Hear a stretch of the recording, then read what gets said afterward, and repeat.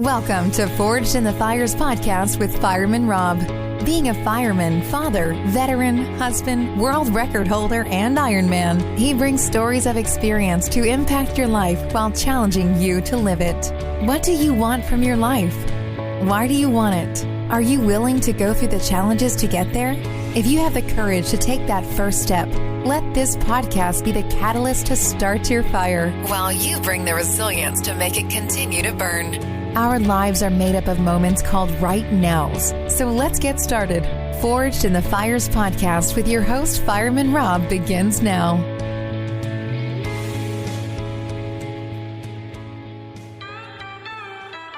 We got the same blood, the same blood. Stay by your side, it's ride or die. We've got the same blood. Welcome back to Forged in the Fires with Rob Verhelst. Actually, it's Fireman Rob. Thanks so much for joining us today. Oh, gosh. Today we have an amazing individual. We don't have enough time to actually get into all the things he's done, but Patrick Sweeney is a great author, a world record holder. He's had many, many businesses that have made tens of millions of dollars. Let's get into his story. Patrick Sweeney, great to have you on the show today.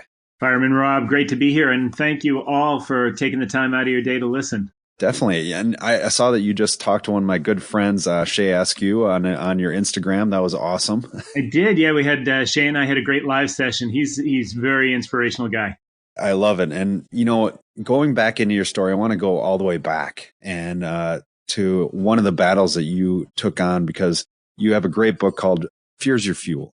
And you can go on pjsweeney.com to get that book, as well as find out more about Patrick. But going back to you being a cancer survivor, battling leukemia when your daughter was 1 and your wife was pregnant for 6 months. Tell me more about that, the fear that came from that. So it was bigger than that, Rob. That was my whole life-changing transition that sort of started me on the journey to write Fear is Fuel. Really, it was sort of what happened after that. I had spent my whole life just really being afraid, and you know, I had no self-esteem. I grew up very blue-collar Boston Irish kid, first generation, you know, son of a first generation Irish immigrant, and I got bullied, and my grandfather thought the way to teach us to be a man was put us over his knee, take off his leather belt, and whip us with it till, you know, we got the wimp out of us. And so I had always grown up just afraid of everything. And at the time, I started my first technology company, and I figured I had been very good at sports, and I didn't find the self-esteem or you know, assurance or confidence I was looking for from that. So I figured if I made millions of dollars, then that would get me there. And I should have been having a blast. I was running one of the hottest technology startups in the US, and instead I was just constantly afraid, and I had to drink 6 or 7 beers every day just to keep the anxiety wolves at bay. You know, I was afraid. I had imposter syndrome. I was afraid of being rejected. I was afraid of failure. I was afraid of success, you know, all these things. And so that response had this constant fire hose of cortisol streaming through my body. That's the stress hormone. And the way that I dealt with it was drinking. And that disastrous combination led me to get very sick one day. And I went to my GP. You know, I could barely get out of bed, had one arm that I could barely move, and went to my doctor, and he did a couple tests, and he said, look, I don't know what it is, but you've got no immune system. So we're going to send you to Johns Hopkins. And that was when, you know, my daughter, who was 1, she went to her grandparents. My wife and I went up to Hopkins and endured this battery of tests. And it culminated in this nightmare scenario of Dr. McHale walking in the door and saying, you know, this leukemia is very rare, and we suggest you get your affairs in order and you say your goodbyes. Wow. And, you know, my wife, 6 months pregnant, went into shock, but you can imagine how I felt. Yeah, exactly. So, and it was funny because I looked back and I felt like I got hit in the stomach with a baseball bat, because all I saw as I looked back on my life was regret. You know, I had hidden the shame I felt for being afraid, and I was absolutely terrified of flying. So I saw an accident when I was 7 years old on the TV, and I was horrified to fly. And so I missed out on spring breaks and family reunions and exchange programs, all because I was so scared to fly. And, when I looked back and I figured I was going to die in a couple of days, all I saw, I just had this tremendous gnawing feeling of regret. I thought I was completely robbed. I was totally cheated in my life. And it was such a horrible feeling. And so, that's when I decided if I get out, actually, what I realized was the view my daughter was going to have of her dad was a guy who was too much of a coward to get on a plane and take her to Disney. And, when I started thinking about her, I thought, I got to change. And so, not to give away the ending, but I lived. And we are thankful of that today. Me too. Not as much as I am. So I love it. So, I got out and the first thing I did when I got my immune system back, Rob, was I went to Leesburg Airport and I said, even if I'm kicking and screaming, I'm going to get my private pilot's license. And I probably peed 4 times before we went out on that first flight. I mean, I was so terrified. Did you pee during the flight? No, but the second flight I actually pooped myself. Yeah, because we hit turbulence, but just like a little bit, not, nothing messy. That's a good thing. Exactly. So, I went through this amazing transition because of it. And that's when I sort of came to the realization that all our dreams are on the other side of fear. I love that because it's something that I think a lot of us have, but that fear, like, how did you transition? Because you had actually been successful already because you had went to the University of New Hampshire, you started rowing, you went to the Olympic trials twice. So you had that feeling of success, but at the same time, when this hit you, you felt like you hadn't done anything in this world.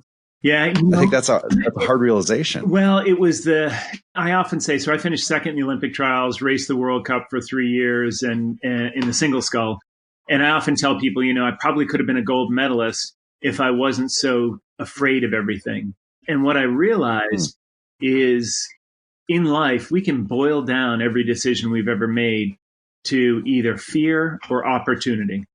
And if you make decisions out of fear, it always leads to shame and regret and failure. And if you make decisions out of opportunity, it always leads to growth and happiness and fulfillment and success. And if I look back on all the decisions I made during my rowing career, the major ones were all made out of fear, right? And I can remember, like, when I got where very few Americans have rowed the World Cup in the single scull. And when my coach called me up to tell me, it should have been one of the happiest days of my life. But instead, I basically had a fucking panic attack on the other end of the line because I had to fly to Europe, right? And I didn't know how I was going to deal with it. So all of those decisions, if I look at the opportunities that I missed because of fear, what happened was when I'm sitting there in Hopkins, assuming I've got a few weeks to live, I realized we're all going to die anyways. Interestingly enough, it kind of came as a surprise to me. Right. Yeah. And so I said, if I'm going to die anyways, why not die in a plane crash or die in a mountaineering accident or die trying and doing something that I love? And so on the race course, I did get really good at turning those butterflies that I felt in the start towards, from sort of fear into excitement. And so I started to use that approach. And then, interestingly enough, one of the bits of research I found in my book, I interviewed 36 of the world's top neuroscientists over the last 6 years for the book. And one of the neuroscientists I interviewed was Abigail Marsh at Georgetown.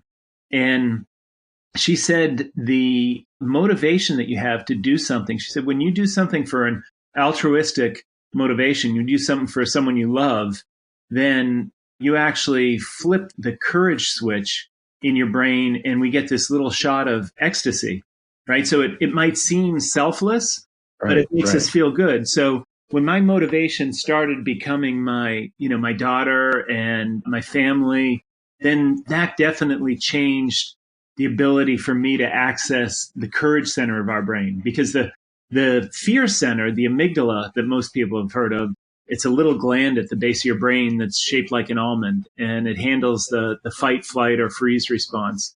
And we're running a 2 million year old piece of software on there, right? It's an early warning system to keep us from getting eaten by saber-toothed tigers. It's not, it was never designed to be used in a world where we have constant distractions and constant stimulation, and so we've got to reprogram that fear center. And that's, basically what I did over the course of a couple of years. And it just incredibly changed my life.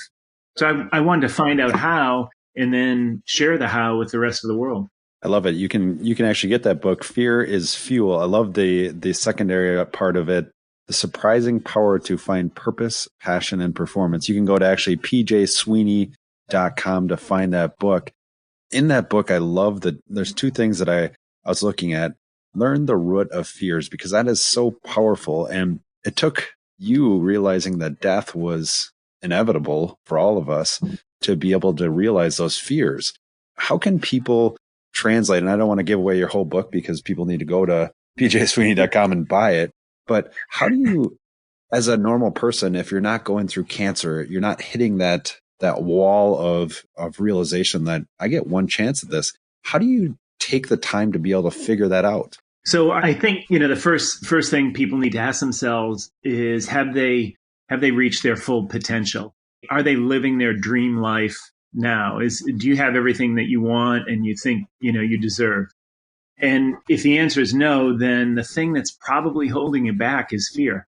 And, growing up blue collar in Boston, I had relatives who were cops or priests, and that's sort of what you can expect. And maybe if you weren't smart enough, you'd become a teacher. And so you weren't going to be one of these guys who, one of these rich assholes, right? So there was fear of success, right? So, and then of course, fear of failure. Oh, you're going to try something. Oh, you'll just fail. So you have all these what are called prior beliefs, Rob, and prior beliefs are all of our past experiences. But the really messed up thing is we don't really populate our subconscious mind. Someone else does. And that's what we use for 80% of our decisions during the day. So we don't choose where we were born, what language we speak, the color of our skin, the number of brothers and sisters we have, the place we went to school. But all of those things become our basis for our tribe and for something that we consider safe and certain.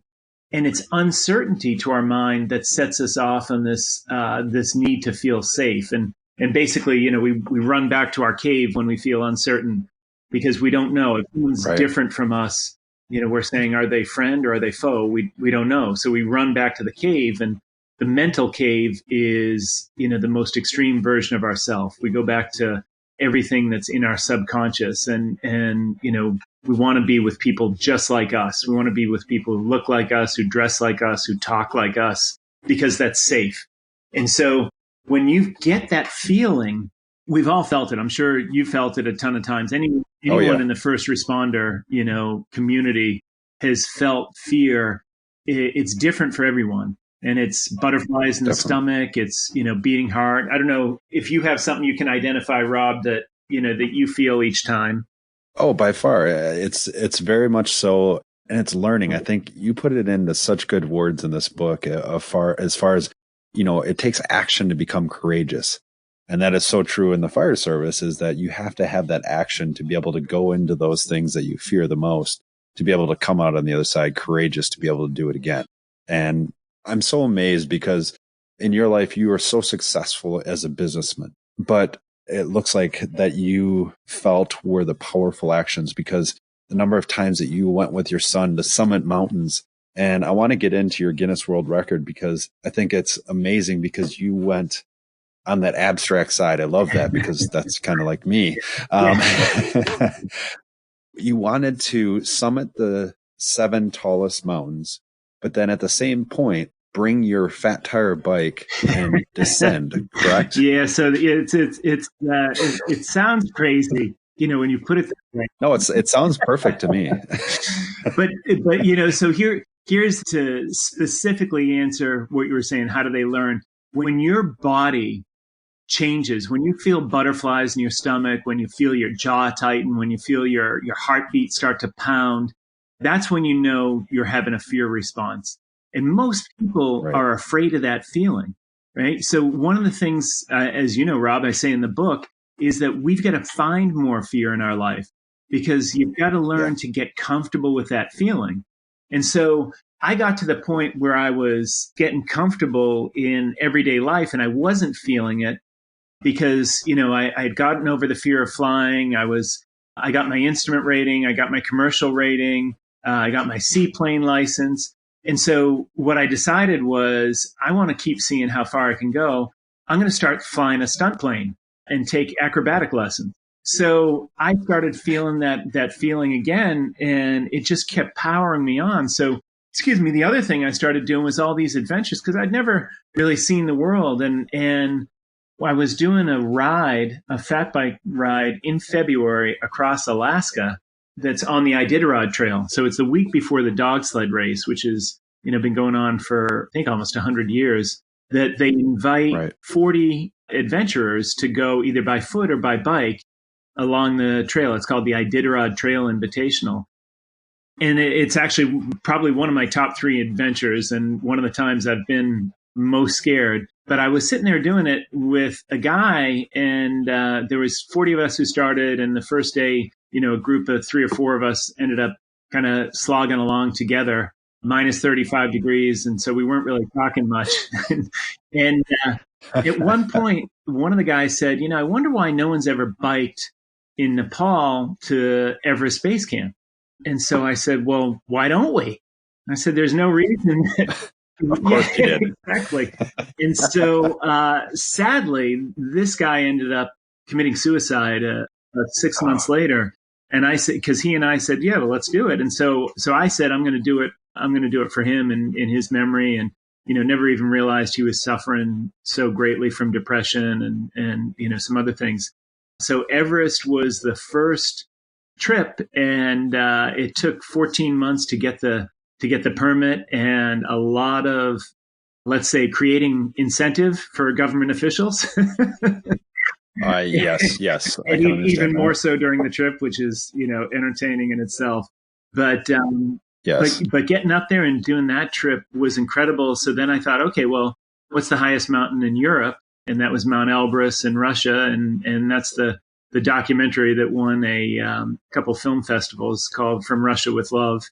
And then the next one, a woman who rides for Red Bull, who's a world champion mountain biker, and a friend of mine.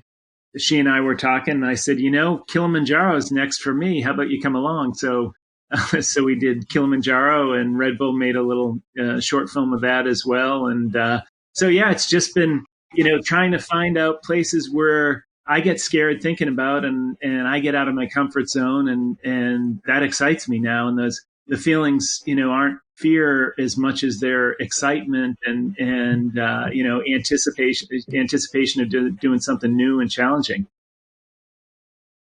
And it's great because you're not just doing it yourself. You're actually doing it for bigger causes. And then you talk about these things, and it's so funny because, riding your bike while summiting, I think most people, when they hear these stories, they're like, oh, okay, so he went to the top of the mountain and then he rode down. It's like, they don't understand that you carried your bike.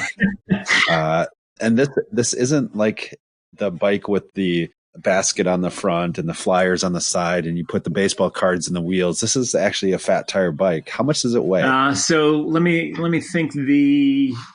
I think it's probably 26 pounds the way I've got it rigged out. Maybe a touch heavier. And it perfectly fits on your back, right? I'm just kidding. Yeah, so that's what I tell everyone. Particularly going up to Everest Base Camp, the bike rode me more than I rode the bike. That's for sure. And but the amazing thing, I'll tell you the quick story of Elbrus.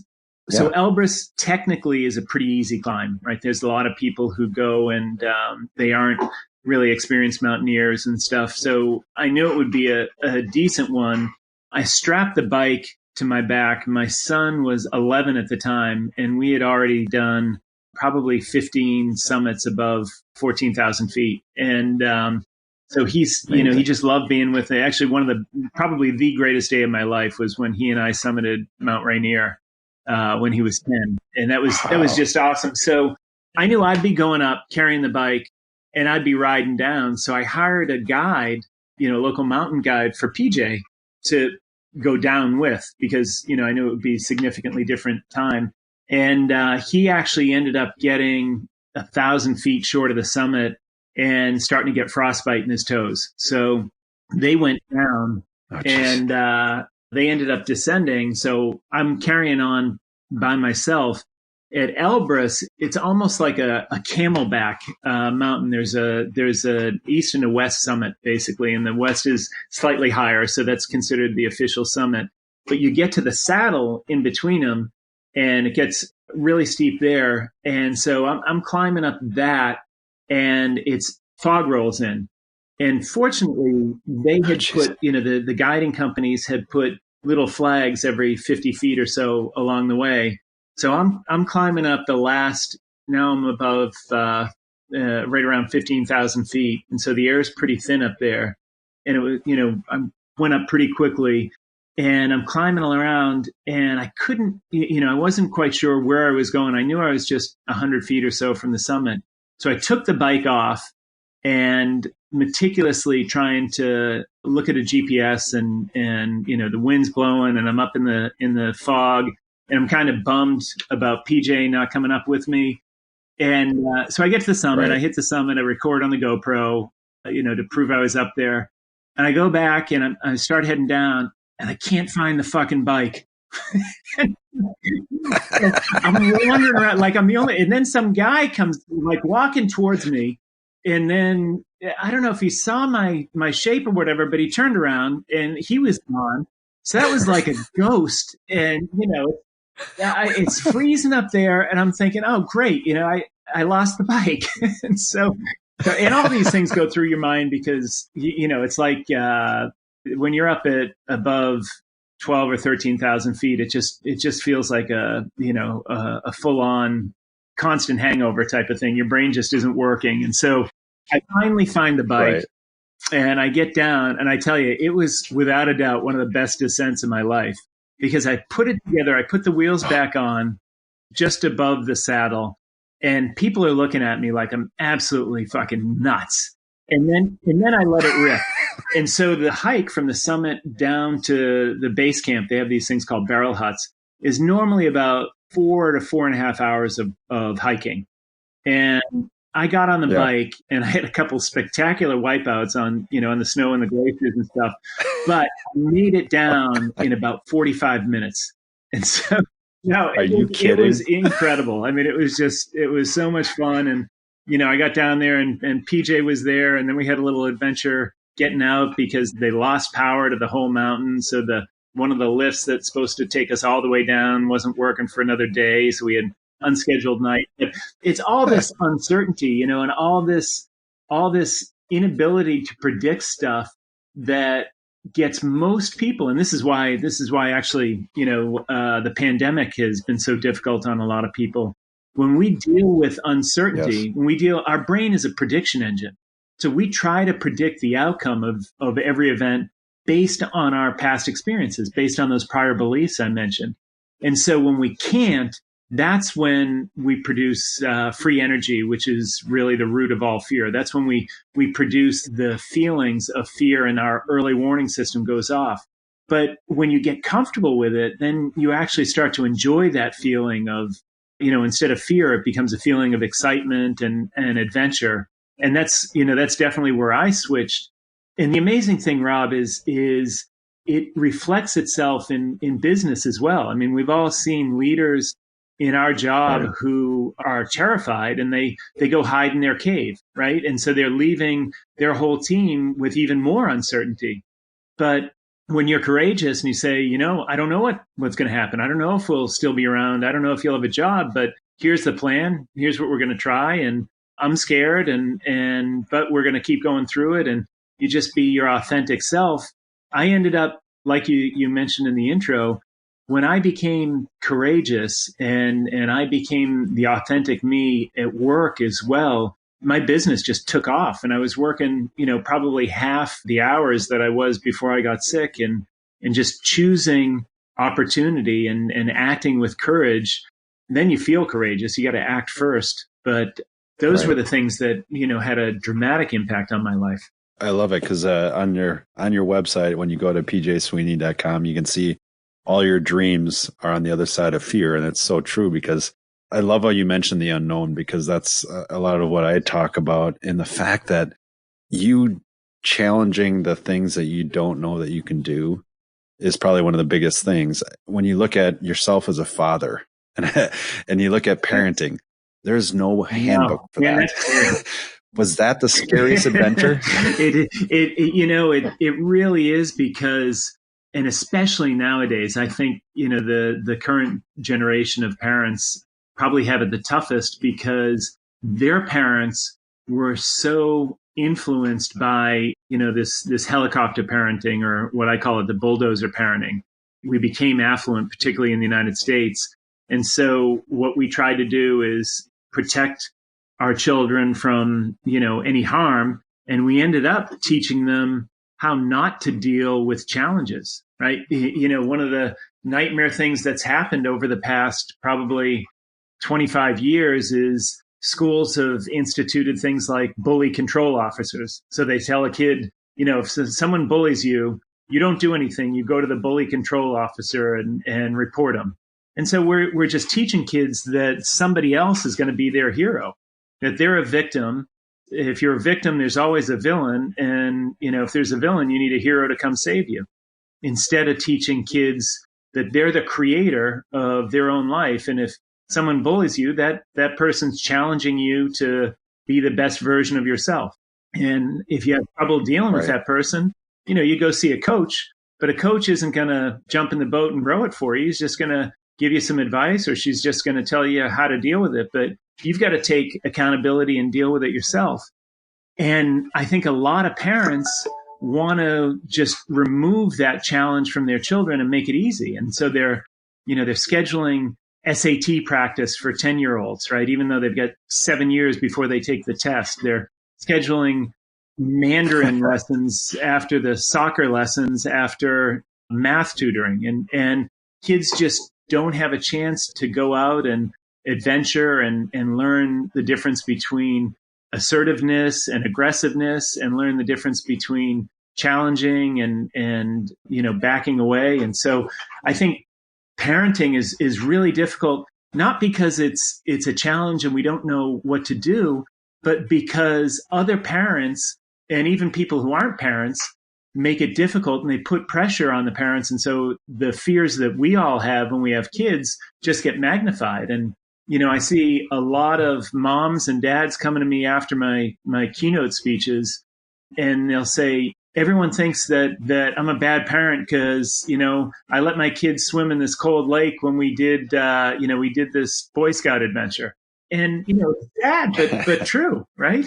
Right. Exactly. Well, Patrick, we're going to have you on again. I know you have some things you got to get to, but it's been just an honor to have you on here. I always end the same way with a few questions. I don't give them to you before, because I want to bring out the unknown. Bring it on, so here's the first question.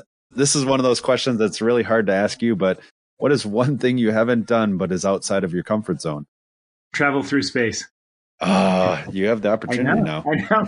I don't know. No one's ever asked me that, but that's the first thing that popped up. That would definitely be outside my comfort zone. That's a long plane ride. Exactly. What's your favorite quote and why? Without a doubt, Teddy Roosevelt's Man in the Arena. For those of you who don't know it, I think Roosevelt, he gave a speech at the Sorbonne in France, and he very succinctly said that the most fulfilled, valuable, impactful people aren't the ones who sit on the sidelines and critique, but the ones who actually get in the arena. Whether they find victory or defeat, it doesn't matter. And I think that's such a great message. And as he puts it, they separate themselves from the timid souls who know neither victory or defeat. So Roosevelt's Man in the Arena, everyone should read that. That's a classic. That is a fantastic way of putting it. All right, this last one's going to be interesting because I have no idea who you're going to pick. if you could pick 3 people to have coffee with, deceased or alive, at a firehouse table, that means nothing is off the table to ask them. Who would it be and why? So Roosevelt for sure. Like amazing life. And and if you don't know it, he went from being a wimp who was sort of controlled by rich parents, and his dad laid out his plan for joining the Senate in New York and everything else. And then his mom and his wife died on the same day, and that he basically went out west to change his life and started ranching. So incredible story behind Roosevelt. He's the first one. Richard Branson is probably the second one, because he has, Branson has been so authentic his whole life. And he's got a great story about the thing that changed his life. And that was his mom dropping him off 3 miles from their house when he was 7 years old. And he had to find his way back, and he had to ask people for directions. And this was before cell phones, and they didn't live someplace where there was a subway. So it was he was just terrified the whole time, but it changed his life. And so great parenting there by Branson's mom. And the third, who would the third be? I would probably say George Mallory. And if you don't know who George Mallory was, he was what a lot of people believe the first person to summit Everest. He didn't make it out alive. He was, I think, 30 years before Edmund Hillary had made the attempt. So he was decades before. Yep. And even just traveling to Nepal in the that whole thing must have just been an adventure. So I think that would probably be a really fun and interesting guy to talk to as well. So those would probably be that's a great table. I think it'd be a pretty good one. So I'd put Christ on there, but he's going to know the answer to everything. So it kind of take away the fun. A lot of people have. Yeah. A lot of people have. And then they put Buddha and everybody else. All right, this last part is the rapid round. I'm going to give you 2 things. All you got to do is say one of them. Yep. All right, ready? Paper or plastic? Oh, paper. Easy. Soup or salad? Salad. McDonald's or Taco Bell? Oh, easily Taco Bell. That's I like you now better. Camping or hotel? Oh, come on. You're not even asking me that one. This one's going to be good. Fly or drive? Oh, fly for sure. Okay. Only if I'm flying though. Yeah, exactly. Sleep in late or wake up early? Wake up early. Okay. Run or walk? Run for sure. Partly sunny or partly cloudy? It's always partly sunny. There you go. Full. I like it. Fire or water? Oh, man. That's a good one. Water. All right. Here's the best one. Use a porta potty or run or drive to the physical bathroom that's next. Oh, hell, a tree or a good rock. It doesn't even have to be a porta potty. Coke or Pepsi? Not a big fan of either, but I guess I'd have to go with Coke just because it's classic American. There you go. Last one is go big or go home. Oh, come on. You know it's go big all the way. Go big and go scare yourself. I love it. Patrick Sweeney, it's been a pleasure to have you on the show, and definitely go to pjsweeney.com. He's got so much information, master classes, books. He can come and talk to you. He's got more stories than I was able to even get to. Patrick, thanks so much for joining us today. Fireman Rob, thank you so much for having me on. Everyone else, if you're on Instagram, hit me up right now at The Fear Guru as well. And Rob, love to come back anytime. Thanks so much for having me on. Definitely. Thanks so much for joining us. Thanks for listening and supporting the Forged in the Fires podcast with Fireman Rob. Remember, don't forget to like and subscribe to this podcast, and please share this episode with a friend or family. To find out more about Fireman Rob or reach out about a question, go to www.firemanrob.com. Until next time, live your life forged in the fires.